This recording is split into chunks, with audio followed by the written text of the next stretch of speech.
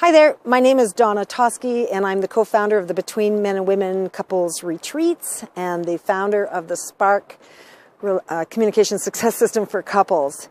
And today I'm going to talk about conflict and your children. What type of conflict is unhealthy for your children? Okay, so as you know, I regularly do couples retreats and sometimes couples tell me like, wow, you know, we never ever argue and we never ever have any kind of conflict or any kind of argument in front of the children, ever. And I'm not so sure that that's exactly healthy, because I think what kids need to see is they need some kind of a model. Like, you have conflict, that's reality. That's what they're going to see in the real world. That's what's going to happen for them in their marriage or relationship. They're going to come up against, they're going to butt some heads, and they're maybe not going to agree on something, or they're going to have a different point of view, or they're going to experience some kind of conflict. So the thing with conflict, it's how it's handled. It's not about avoiding conflict. That's not the answer. The answer is not to avoid conflict. It's okay. Conflict can be healthy. It's how it's dealt with.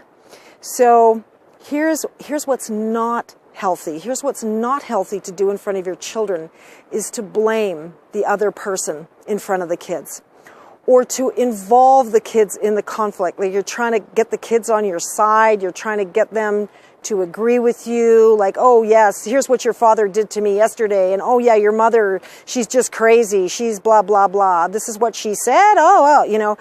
You don't want to put the kids in the middle, you don't want the kids taking sides, you don't want to be enrolling your children, you don't want to be convincing your children, you don't want to be saying things like, I'm just going to divorce your father.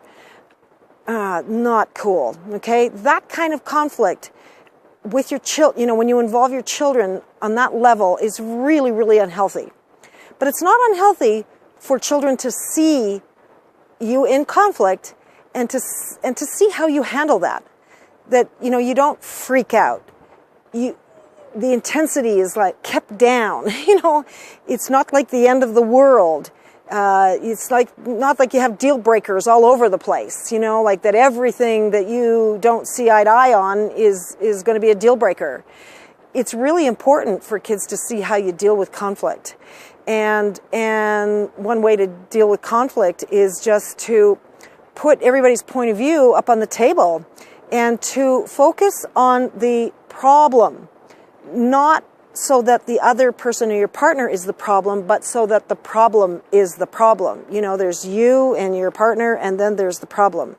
That's the best way to do it, and get together and deal with the problem rather than being adversarial with one another. Thanks for listening, and love to hear your comments below.